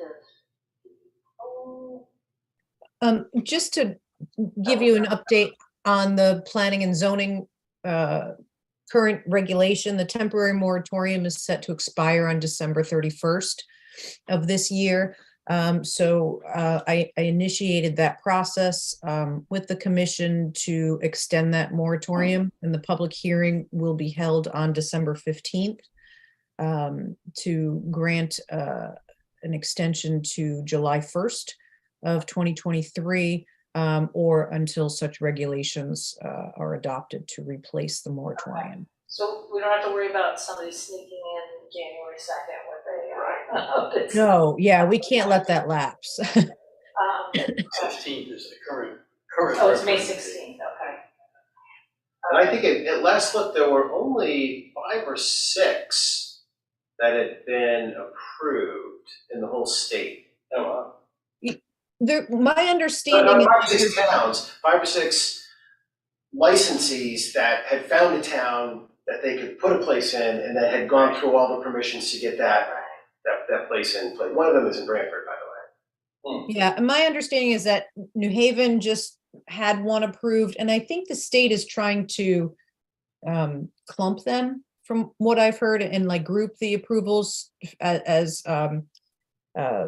equity, to make it a little more equitable across the towns that have allowed them, and approving multiple operators essentially at a time, so that they can all kind of go forth concurrently instead of approving specific locations. Have we had anybody inquire with the town about it?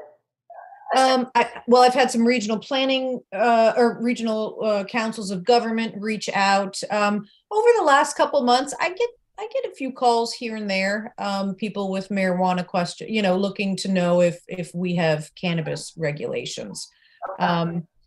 We're kind of in a holding pattern, so no one's really reaching out to do anything. In my conversations with Sherry, I have not heard of anyone approach, from an economic development standpoint, trying to bring a business in. Aaron, may I ask you, when do you see, or maybe Bruce would have an answer to this, a town passes it, they proceed to sell it. Someone's bought it, is in Madison smoking, driving, and our police pull them over thinking it's, alcohol. They determine it's not. When does it happen that we have to have some sort of rules on what we do on that?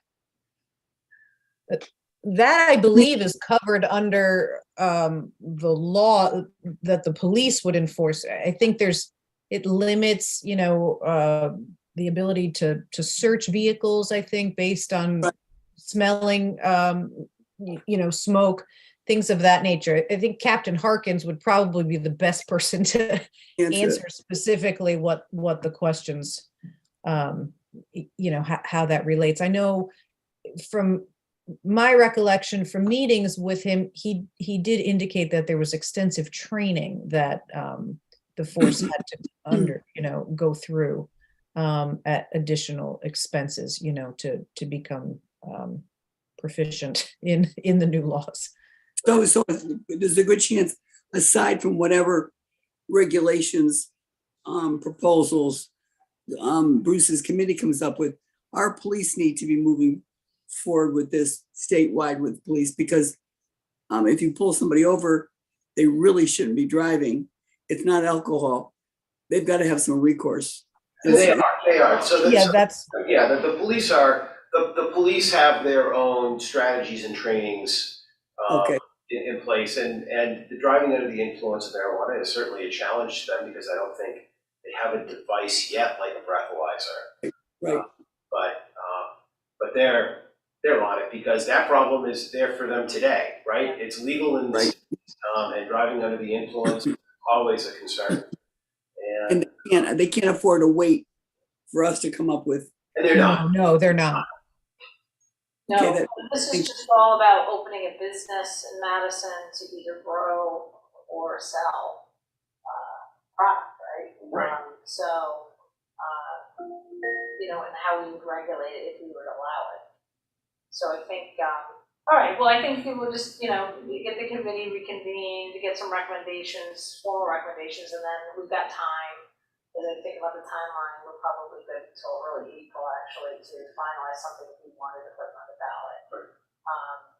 And then, go from there. So, I mean, it's always good to let people weigh in through a referendum. It's just, I think I'm just kind of stumped. I'm surprised, even when this first came out, we only had like 5 people show up at some of the discussions, you know what I mean? Did you have, I was stopped more just out and about Yeah, than, we've had attendance at Yeah, any meeting, so. yeah. So, And not much on social media.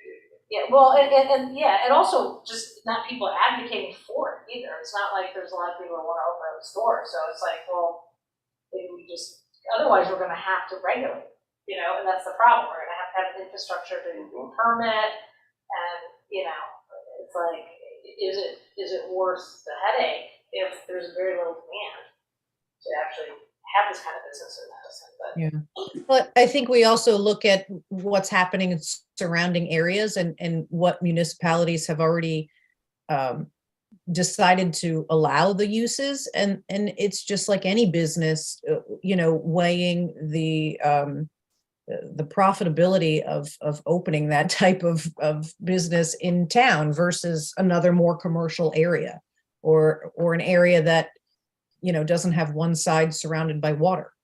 They're looking at different locations where they can get the most customers. The last I checked, Clinton had voted on a prohibition, an outright prohibition, and Guilford hasn't weighed in at all, right? I don't believe they have taken action. Which means that it becomes legal in Guilford on January 2nd, right?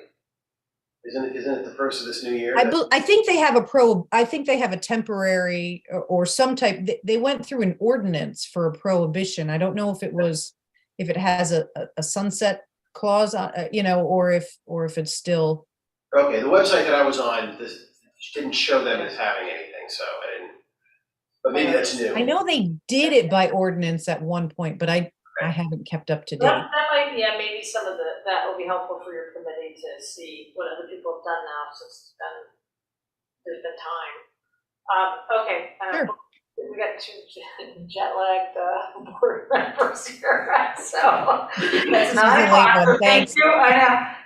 Thank you for all your help, Erin. And I guess we'll move on to item number 12. Discuss draft proposed ordinance for property tax exemption for Gold Star parents and spouses. And this was something we discussed with the board over the summer, I think, or back in August. And Orietta did some work, and Lauren had started originally in a draft ordinance. And so you got in your packets, or I think yesterday, what would be proposed for a draft tax exemption ordinance. And so I just wanted to talk about if we were to approve this, we'd hold a public hearing and basically make it happen.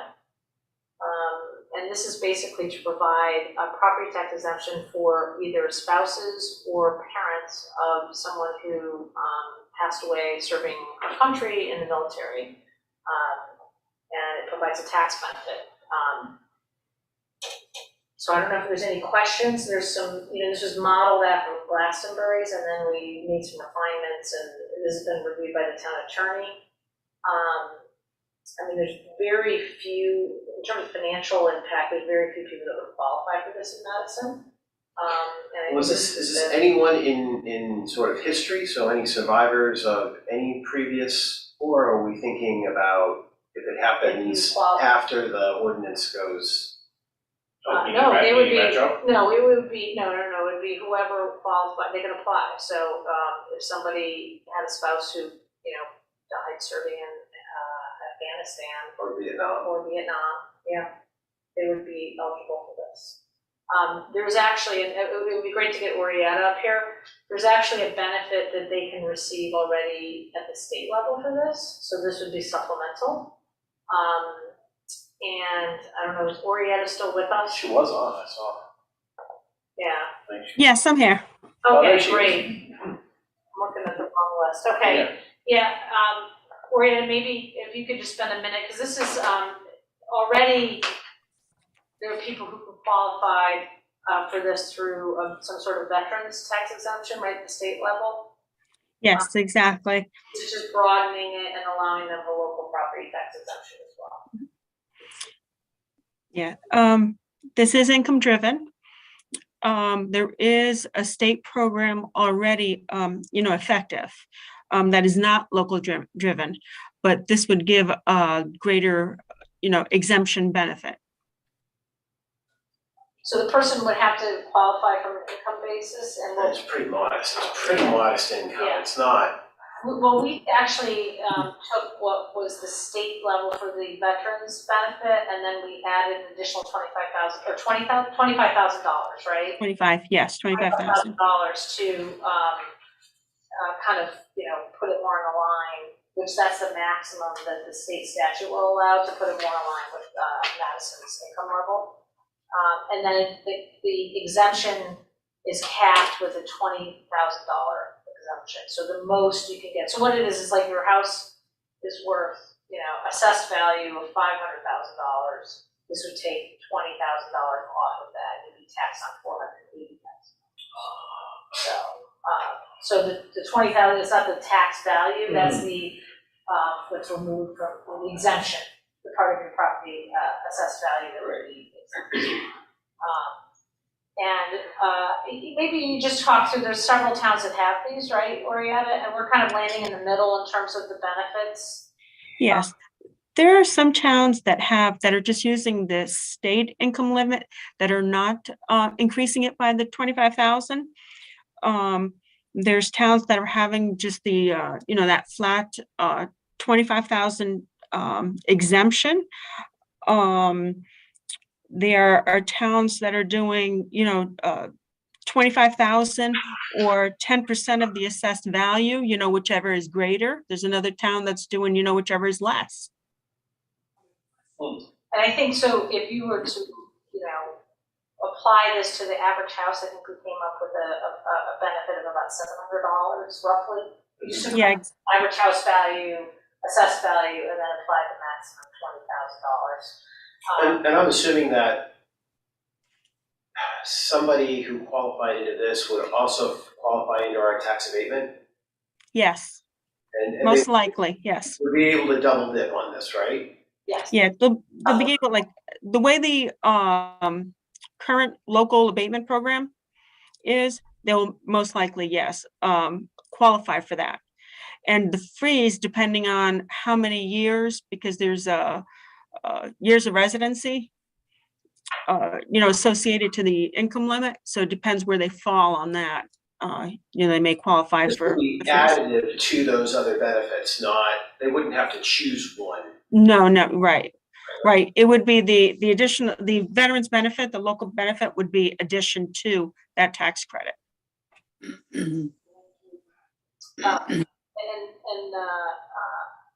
This basically, like I said, there's, I think, very few people who qualify for this.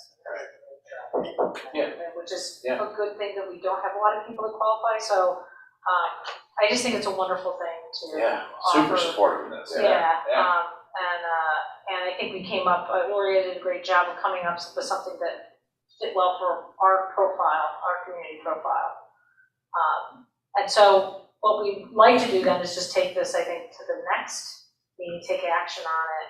But I'm trying to think, we gotta call public hearing first, right? Are there any, things you'd wanna amend or change to this?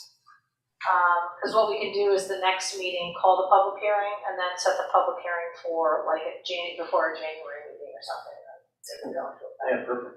Does the Board of Finance get to weigh in on this? I don't think so, not on this. This is all. Sure. Board of, yeah, this is a Board of Selectmen ordinance, so. Okay. And where did the motivation for this come from? How did this? This was brought to my attention by, we have,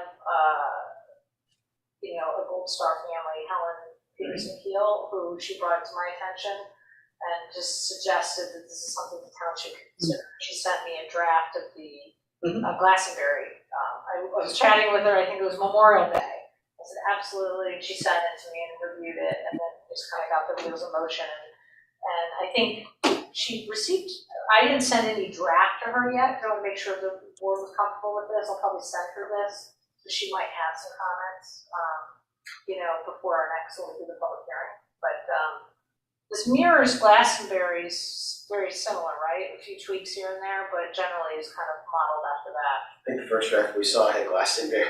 Yeah, it did, yeah. Right. You're right. Yeah, so, but then we've had town council review and Lori is by timeline, so. I'm good with moving forward. Yeah, Okay. me too, yeah. All right, good. Absolutely. All right, so we'll bring it back at the next meeting and we'll call a public hearing and get this hopefully finalized in January. Okay, sorry you got stuck waiting for so long tonight, Valeria. Oh, not a problem. Okay, all right, great. Thanks. So, item number 13 is discuss and take action to approve the amended 2023 meeting schedule. So I'm gonna have to do this until January 2nd. We just learned that we don't have to do this until next month. Do what? Set the schedule. Didn't we just talk about all the appointed boards and commissions have to set their schedule for the year? We're elected, we're elected, I'm confused, I'm like, I can't do jokes this way. yeah, I know, my mind is so I'll move the slow right question, now. I'll move that we approve the calendar. Second.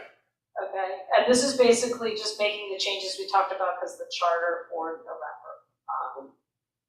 All in favor, say aye. Aye. Aye? Okay, great. Now we've got, item 14, citizens' comments. Are there any hands raised? Nope, no one's on, so we're all good. You're still there, Jacqueline. All right. I'm here, What is yeah. Jacqueline? With that, I will Move take to a motion adjourn. to adjourn. So moved. All right, all in favor, aye. Anybody want to talk about Thank trees? you. Thank you, guys. Thank you. Thanks, Maureen.